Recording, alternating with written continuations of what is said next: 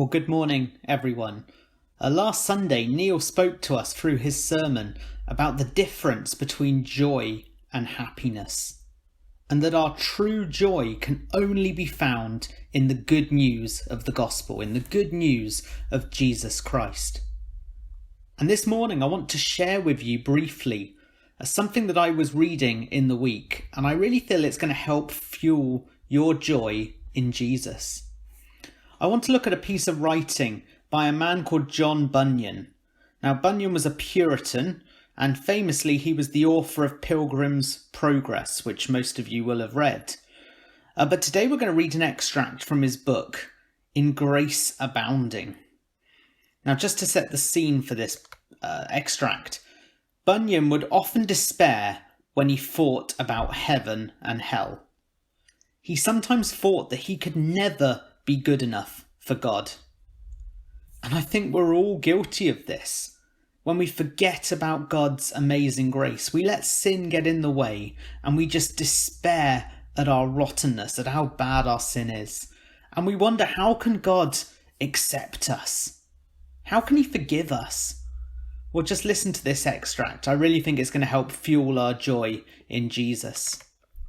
Bunyan writes, "But one day, as I was passing into the field with some dashes on my conscience, fearing yet that all was not right, suddenly this sentence fell upon my soul: Your righteousness is in heaven. I thought I saw with the eyes of my soul Jesus Christ at God's right hand. There was my righteousness. Wherever I was or whatever I was doing, God could not say of me that I lacked his righteousness, for that was ever before him. Moreover, I saw that it was not my good frame of heart that made my righteousness better, nor yet my bad frame that made my righteousness worse. For my righteousness was Jesus Christ himself, the same yesterday, today, and forever. Now did my chains fall off my legs indeed.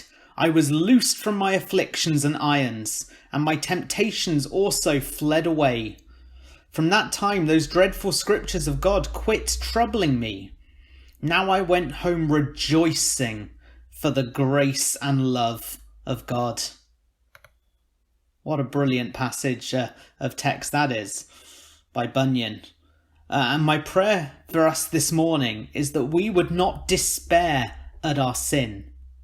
Yes, we must hate it and we must fight it, but it no longer has any hold over us. For Jesus Christ has won the battle over sin and death. And if we are in him, his righteousness is imputed to us. So that when we stand before the throne of God, it will not be our deeds and works that make us acceptable to him. It will be the work of Jesus on the cross that saves us. He is our only hope for all eternity. And I just want to share from a passage in Luke chapter 18 that I found really helpful at understanding this. So Luke chapter 18 verse 9.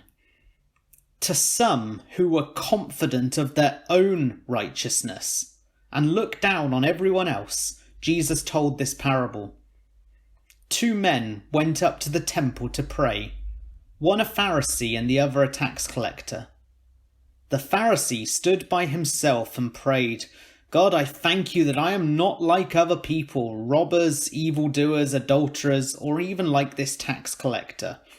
I fast twice a week and give 1/10 of all I get.' But the tax collector stood at a distance. He would not even look up to heaven, but beat his breast and said, 'God, have mercy on me, a sinner.' I tell you, this man, rather than the other, went home justified before God. For all those who exalt themselves will be humbled, and those who humble themselves will be exalted." I think the tax collector got it, didn't he? He understood grace. He realised that he was insufficient and he needed God. He simply said, God, have mercy on me, a sinner. And this is what grace is. God's completely undeserved mercy. We cannot do anything to earn it. And I cannot help but simply marvel at grace. For we deserve nothing from God, but he gives us everything through the Lord Jesus. And this is the reason that we can have joy in our lives regardless of our circumstances. For whatever we are going through, we have an eternal certainty because Jesus Christ is our righteousness. And if we grasp this as Bunyan did, the chains will fall off us and we can rejoice in the grace and the love of God. Take care and God bless.